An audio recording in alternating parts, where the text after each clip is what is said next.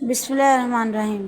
تاریخ اہل بیت کی شہادتوں کے پرسوز واقعات سے بھری پڑی ہے، جس کو بیان کرنا اور سننا کسی کے بس کی بات نہیں ہے۔ اسی طرح جنت کے وارث اور نواسۂ رسول حضرت امام حسن کی شہادت کا واقعہ بھی نہایت دلسوز اور درد بھرا ہے۔ ناظرین گرامی، 10 رمضان المبارک 3 ہجری کو شہزادہ حضرت امام حسن سورہ کوثر کی پہلی تفسیر پڑھ کر حضرت علی شیر خدا اور خاتون جنت حضرت فاطمہ کے صحن میں جلوہ افروز ہوئے۔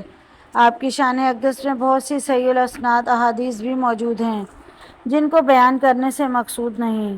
حضرت سیدہ فاطمہ سے روایت ہے کہ وہ حضرت حسن اور حضرت حسین اور رسول کریم کے مرض الوصال کے دوران آپ صلی اللہ علیہ وآلہ وسلم کی خدمت میں لائیں اور عرض کی، یا رسول اللہ، انہیں اپنی وراثت میں سے کچھ عطا فرمائیں۔ رسول کریم نے فرمایا، حسن میری ہیبت اور سرداری کا وارث ہے اور حسین میری جرأت اور سخاوت کا وارث ہے۔ اہل سنت کے مطابق حضرت امام حسن 5ویں خلیفہ، جبکہ اہل تشیع کے مطابق آپ دوسرے امام ہیں۔ ہجرت کے تیسرے سال جب حضور صلی اللہ علیہ وآلہ وسلم کو پہلے نواسے کی پیدائش کی خبر ملی تو آپ اپنی دختر سیدہ حضرت فاطمہ کے پاس گئے اور فرمایا، اے فاطمہ، بیٹے کا کیا نام رکھا ہے؟ بی بی فاطمہ رضی اللہ تعالیٰ عنہ نے فرمایا، یا رسول اللہ، اس کا نام حرب رکھا ہے۔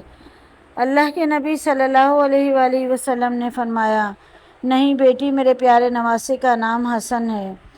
7ویں روز آپ کا عقیقہ کیا گیا اور سر کے بال کٹوا کر ان کے وزن کے برابر چاندی خیرات کی گئی۔ آپ کے بابا حضرت علی شیر خدا کی شہادت کے بعد آپ منصب امامت پر فائز ہوئے۔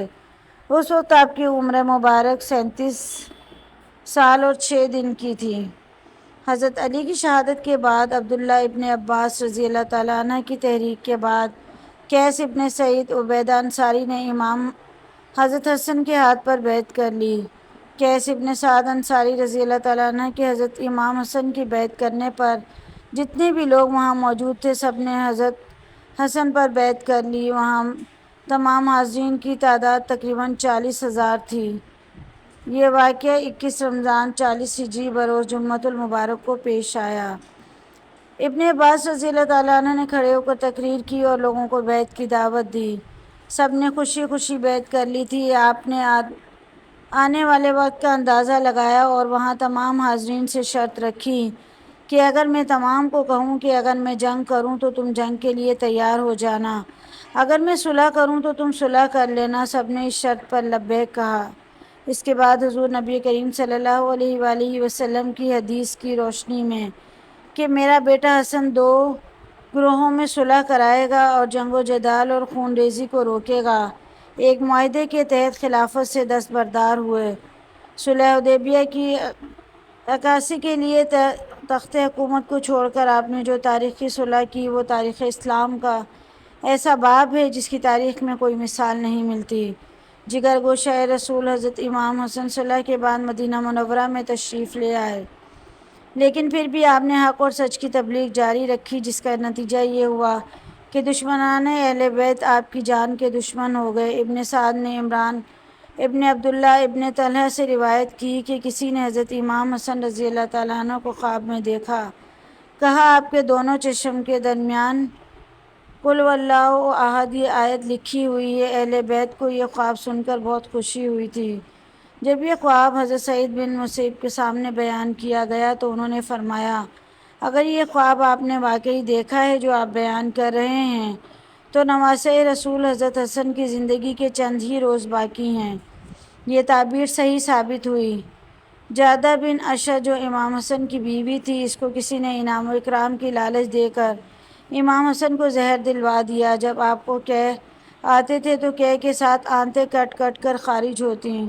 جعدہ اشد بن قیس کی بیٹی تھی۔ 2 صدی ہجری کے مورخ احمد بن یحییٰ بلازی کے مطابق وہ اپنے باپ اشد کے نیرنگ کی وجہ سے امام حسن کی زوجیت میں آئی۔ حضرت امام علی شیر خدا نے اشد سے چاہا کہ وہ امام حسن کے لیے اپنے بھائی سعد بن قیس کی بیٹی ام عمران کا رشتہ طلب کرے۔ اشد نے چالاکی کا مظاہرہ کرتے ہوئے سعید کو بیٹے محمد کا رشتہ دے دیا اور حضرت علی کو ان کے بیٹے حضرت امام حسن کے لیے اپنی بیٹی جادہ کی تجویز دی۔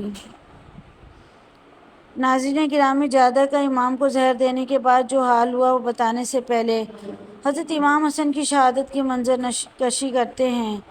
چنانچہ حضرت امام حسین نے دیکھا کہ ان کے برادر محترم حضرت امام حسن رضی اللہ تعالیٰ عنہ کو گھبراہٹ اور بے قراری زیادہ ہے اور سیمائے مبارک پر حزن و ملال کے آثار نمودار ہیں۔ یہ دیکھ کر حضرت امام حسین رضی اللہ تعالیٰ عنہ نے تسکین خاطر بھائی کے لیے عرض کیا کہ اے برادر گرامی، آپ کیوں رنجیدہ ہیں؟ بے قراری کا کیا سبب ہے؟ حضرت امام حسن فرمانے لگے، اے میرے بھائی، میں کچھ ایسے امر میں داخل ہونے والا ہوں جس کی مثل اب تک داخل نہیں ہوا تھا، اور خلق الہی عز و جل میں سے ایسے خلق کو دیکھتا ہوں جس کی مثل میں نے کبھی نہیں دیکھی۔ اور اس کے ساتھ ہی آپ نے حضرت امام حسین کو پیش آنے والے واقعات اور کوفیوں کی بدسلوکی و ایذا رسانی کا بھی تذکرہ کیا اور حضرت امام حسین کو گلے لگا کر زور سے رونے لگے۔ اس سے معلوم ہوتا ہے کہ اس وقت آپ کی نظر کے سامنے کربلا کا ہولناک منظر اور حضرت امام حسین کی تنہائی کا نقشہ پیش تھا، یعنی خود موت و حیات کی کشمکش میں ہیں لیکن بھائی کی آنے والی زندگی کے غموں میں رو رہے ہیں۔ اللہ اکبر!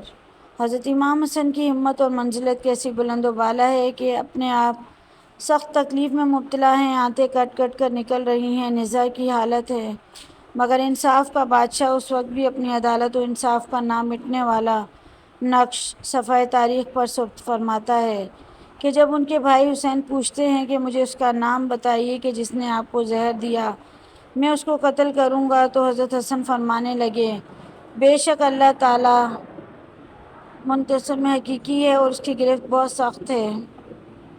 خیر، امام حسن تقریباً 45 سال 6 مہینے اور 12 دن کی عمر میں جام شہادت نوش فرمایا۔ یہ بات تو سب پر عیاں اور ظاہر ہے کہ آپ کی بیوی جادہ بنت اشعث نے زہر دیا تھا اور تمام محدثین نے اس کو بیان کیا ہے، لیکن اسی بات پر اختلاف ہے کہ آپ کی بیوی نے آپ کو زہر کس کے کہنے پر اور کتنا انعام و اکرام کی لالچ میں آ کر دیا۔ ناظرین، تاریخی روایات بتاتی ہیں کہ جادہ بن اشعث سے حضرت امام حسن کا نکاح حضرت امام علی نے 38 ہجری میں کرایا، لیکن جادہ میں سے آپ کی کوئی اولاد نہ تھی۔ انصاب الاشراف پر لکھا ہے کہ حضرت امام حسن کی شہادت کے بعد جادہ نے یعقوب بن طلحہ بن عبید اللہ سے شادی کی۔ شادی کے نتیجے میں 3 فرزند اسماعیل، اسحاق اور ابو بکر پیدا ہوئے، جن میں سے کوئی بھی جوانی کو نہ پہنچا اور کوڑ کے مرض سے ہلاک ہوئے۔ یعقوب بن طلحہ کا واقعہ ہرا سن 63 ہجری مرنے کے بعد جادہ نے عبداللہ بن عباس کے بڑے بیٹے عباس سے شادی کر لی۔ ابن سعد طبقات الکبریٰ میں لکھتے ہیں کہ اس شادی سے ایک محمد نامی لڑکا اور قریبہ نام کی لڑکی پیدا ہوئی۔ لوگ ان دونوں بچوں کو بنی مسلمہ الازواج یعنی شوہر کو زہر دینے والی کہہ کر پکارتے تھے، لیکن بدقسمتی یہ کہ دونوں بھی کوڑ کے مرض سے مر گئے اور جادہ کی نسل ہی ختم ہو گئی۔ ابن سعد اور ابن عساکر نے لکھا ہے کہ جادہ کی موت انتہائی زہریلے سانپ کے کاٹنے سے ہوئی، ایسا زہریلا سانپ کہ جس کے کاٹنے سے جادہ کی شکل ہی تبدیل ہو گئی تھی۔